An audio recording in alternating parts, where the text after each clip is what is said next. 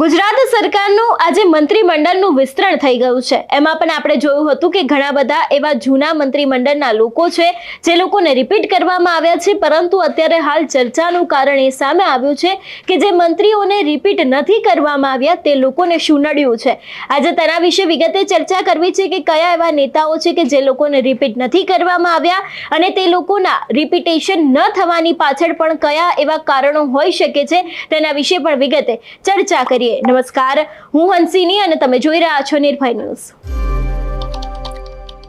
ગુજરાતમાં છેલ્લા ઘણા સમયથી રાજકારણ ગરમાયું છે। એમાં પણ જ્યારે વાત મંત્રીમંડળના વિસ્તરણની આવે તો ખાસ કરીને 10 જેટલા મંત્રીઓ છે લોકોને પડતા મૂકવામાં આવ્યા છે, 6 ને રિપીટ કરવામાં આવ્યા છે, પરંતુ આ 6 લોકો જે રિપીટ કરવામાં આવ્યા છે તે લોકો માટે કયું ફેક્ટર કામ કરી ગયું અને ખાસ કરીને ભાનુ બાબરિયાથી લઈને ભીખુસિંહ પરમાર છે એ લોકોને શું નડ્યું છે તેના વિશે પણ વિગતે ચર્ચા કરીએ। ગુજરાતના નવા મંત્રીમંડળની સત્તાવાર જાહેરાત થઈ ગઈ છે, જેમાં સીએમ ભૂપેન્દ્ર પટેલ સહિત 26 મંત્રીઓ બનાવાયા છે। જો કે જૂના 26 મંત્રીમાંથી 6 મંત્રીને જ રિપીટ કરાયા છે અને 10 ને પડતા મૂકવામાં આવ્યા છે, જ્યારે 19 નવા ચહેરાને મંત્રીમંડળમાં સ્થાન મળ્યું છે। હર્ષ સંઘવીને રાજ્ય કક્ષાના મંત્રી પદમાંથી હવે નાયબ મુખ્યમંત્રી બનાવાયા છે, એટલે કે તેમનું પ્રમોશન થયું છે।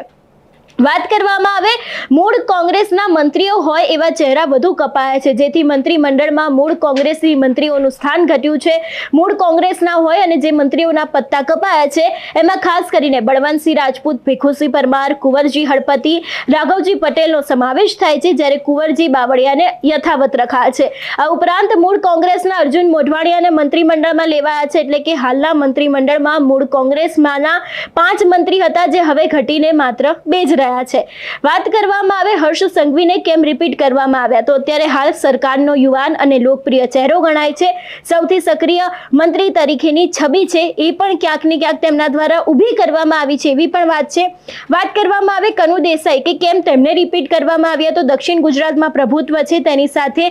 બિન વિવાદાસ્પદ ચહેરો છે અને સરકારમાં સૌથી અનુભવી છે એવી પણ માહિતી છે। ઋષિકેશ પટેલની જો વાત કરવામાં આવે તો નીતિન પટેલ છે એ પછી ઉત્તર ગુજરાતનો મોટો પાટીદાર ચહેરો અને અનુભવી ચહેરો છે, તેની સાથે સાથે એ પણ ક્યાંક ને ક્યાંક વિવાદોમાં હજી સુધી નથી સપડાયેલા, એટલા જ માટે થઈને તેમને પણ ક્યાંક રિપીટ કરવામાં આવી શક્યા હોય છે। કુંવરજી બાવળિયા જે પાણી પુરવઠાના મંત્રી હતા તેમને પણ રિપીટ કરવામાં આવ્યા છે, તો કે કોળી સમાજનો મોટો ચહેરો છે અને જ્ઞાતિમાં પ્રભુત્વ, તેની સાથે પરસોત્તમ સોલંકીને રિપીટ કર્યા હોવાથી તેમને રાખવા જરૂરી હતા એવી પણ ક્યાંક ને ક્યાંક માહિતી સામે આવી રહી છે। હવે વાત કરવામાં આવે એવા જ એક નેતા એટલે કે પરસોત્તમ સોલંકી વિશેની, તેમને પણ રિપીટ કરવામાં આવ્યા છે અને તેમના આ રિપીટ થવા પાછળનું કારણ ફક્ત એક એ જ છે કે કોળી સમાજનો તે એક મોટો ચહેરો છે, તેમની અંદર જે જ્ઞાતિનું સમીકરણ છે એમાં પણ તે ખૂબ જ પ્રભુત્વ ધરાવે છે અને ખાસ કરીને કોઈ નવો એવો વિકલ્પ નથી કે જે આ સમાજની અંદર એટલું પ્રભુત્વ ધરાવતું હોય, એટલા જ માટે થઈને ક્યાંક રાજકારણ અને ખાસ કરીને જ્ઞાતિ સમીકરણના આધારે પણ તેમને રિપીટ કરવામાં આવી શક્યા હોય છે એવી શક્યતાઓ લાગી રહ્યા છે। પ્રફુલ્લ પાનસેરિયાની જો વાત કરવામાં આવે તો તેમની છબી છે એ પણ ક્યાંક સારી રહી છે અને બિન વિવાદાસ્પદ ચહેરો છે, એટલે કે કોઈ એવા વિવાદમાં નથી સપડાયેલા, એટલા માટે થઈને તેમને પણ ક્યાંક રિપીટ કરવામાં આવી શક્યા હોય છે। અને ખાસ કરીને કુબેર ડિંડોરની નબળી કામગીરી અને ભ્રષ્ટાચારના આક્ષેપોનો ફાયદો ક્યાંક તેમને મળ્યો હોય એવી શક્યતાઓ અત્યારે હાલ પૂરતી જોવા મળી રહી છે। હવે વાત કરવામાં આવે બળવંતસિંહ રાજપૂત, તેમને પડતા મૂકવામાં આવ્યા છે, એની પાછળ ક્યાંક ને ક્યાંક એવું પણ નિર્ણય એવો જોવા મળી રહ્યો છે અને ખાસ કરીને સમીકરણ એવા સર્જાઈ રહ્યા છે કે તેમની જે નિર્ણય શક્તિ છે તે નબળી હતી, એટલા જ માટે થઈને ક્યાંક સરકાર દ્વારા નિર્ણય લેવામાં આવ્યો છે એવી પણ વાત છે। રાઘવજી પટેલ જો વાત કરવામાં આવે તો તેમના પણ નિર્ણયોને કારણે જ ક્યાંક ને ક્યાંક તેમને આ વખતના મંત્રીમંડળમાંથી બહાર કાઢવામાં આવ્યા છે, એટલે કે સાઇડલાઇન કરવામાં આવ્યા છે એવી પણ માહિતી સામે આવી રહી છે। કારણ કે રાઘવજી પટેલ છે જે છેલ્લા ઘણા સમયથી ચર્ચામાં આવ્યા હતા, ખેડૂતોના કોઈ પણ પ્રશ્નો હોય ખેડૂતો તેમની પાસે રજૂઆત કરતા હતા, પરંતુ ઘણી બધી વખત આ ખાડા કાન કરી દેવામાં આવ્યા હતા, એટલા જ માટે થઈને ક્યાંક તેમને આ વખતના મંત્રીમંડળમાં રિપીટ નથી કરવામાં આવ્યા એવી પણ શક્યતાઓ લાગી રહી છે। ભાનુ બાબરિયાની જો વાત કરવામાં આવે તો ખાસ કરીને હાઈકમાન્ડના ધ્યાનમાં આવતા જ તેમને પડતા મૂકી દેવામાં આવ્યા છે, કારણ કે ભાનુ બાબરિયા એક એવો ચહેરો છે કે જે અવારનવાર વિરોધોનો સામનો કરી રહ્યા હતા. ત્યાંના જે લોકો છે, રાજકોટના લોકો છે, એ લોકો પણ તેમનો ઘણી બધી વખત વિરોધ કરી રહ્યા હતા. ભાનુ બાબરિયા ખોવાઈ ગયા છે, કોઈ ઘટના બનતી હોય છે તો તે ત્યાં પહોંચતા નહોતા, એટલા જ માટે થઈને ક્યાંક ને ક્યાંક આ સ્થાન છે તે તેમને મળ્યું નથી, એવી પણ શક્યતાઓ લાગી રહી છે. મુળુ બેરાની જો વાત કરવામાં આવે તો પ્રવાસનમાં વધતી ભ્રષ્ટાચારની ફરિયાદો તથા કામગીરીમાં ઢીલાશ અને નિષ્ક્રિયતાનું મહત્વનું પરિબળ છે, એ પણ ક્યાંક ને ક્યાંક તેમને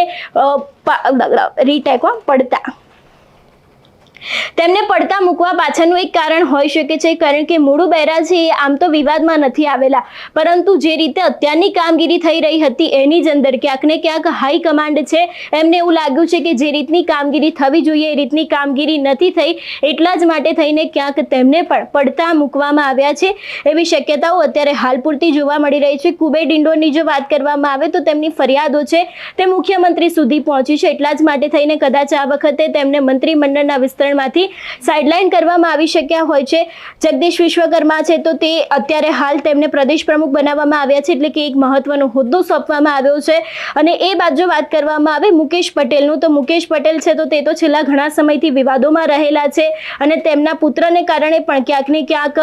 તે વિવાદમાં આવ્યા હતા, એટલા માટે થઈને પણ ક્યાંક તેમને પડતા મૂકવામાં આવ્યા હોઈ શકે છે, એવી શક્યતા લાગી રહી છે. ભીખુસિંહ પરમાર છે તો BZ સ્કેમની અંદર જે નામ ઉછળ્યા હતા તથા તેમના પુત્રોએ રિક્ષા ચાલકને માર મારતા છબી ખરડાઈ હતી ને એ બાદ જેટલા પણ વિવાદો સામે આવ્યા હતા એના જ કારણે ક્યાંક તેમને પણ અત્યારે હાલ સાઇડલાઇન કરવામાં આવ્યા હોઈ શકે છે, એવી શક્યતાઓ છે.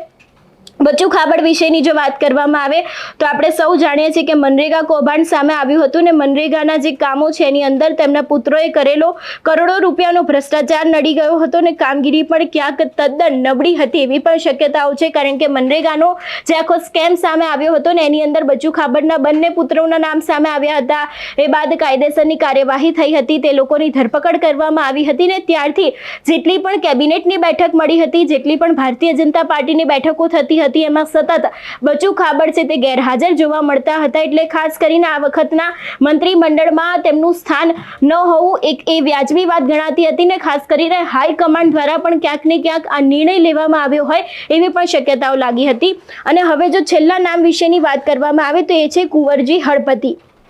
ખાસ કરીને ક્યાંક એવી પણ શક્યતાઓ છે કે તેમને કોઈ ઘણા બધા ઓછા લોકો ઓળખતા હતા, ભાગ્યે કોઈ એવો વ્યક્તિ હશે કે જે તેમને મંત્રી તરીકે ઓળખતો હશે ને ખાસ કરીને એ પણ ઘણી બધી વખત વિવાદોમાં આવી ચૂક્યા છે અને જે રીતના કામ થવા જોઈએ એ રીતના કામ થતા નહોતા, એટલા માટે કદાચ હાઈકમાન્ડ દ્વારા તેમને લઈને પણ નિર્ણય લેવામાં આવ્યો હોય એવી શક્યતાઓ લાગી રહી છે. જોકે આ વખતે ઘણા બધા એવા નવા ચહેરાઓ છે કે જે લોકોને મંત્રીમંડળની અંદર મોકો આપવામાં આવ્યો છે, તક આપવામાં આવી છે ને ખાસ કરીને લગભગ 10 જેટલા મંત્રીઓ છે કે જે લોકોને પડતા મૂકવામાં આવ્યા છે ને તેના પાછળ કારણો કયા હોઈ શકે છે તેના વિશેની પણ વાત કરીએ. અને જે જૂનું મંત્રીમંડળ હતું એમાંથી 6 જેટલા નેતાઓ મંત્રીઓને રિપીટ કરવામાં આવ્યા છે, એની પાછળ તે લોકોને કયું ફેક્ટર કામ કર્યું છે એના વિશેની પણ વાત કરી છે આજે આપણે. તમારું શું માનવું છે આ વિષયને લઈને અમને કમેન્ટ કરીને ચોક્કસથી જણાવજો. તેની સાથે અમારી ચેનલ નિર્ભય ન્યૂઝને લાઇક, શેર અને સબસ્ક્રાઇબ કરવાનું ભૂલશો નહીં. નમસ્કાર.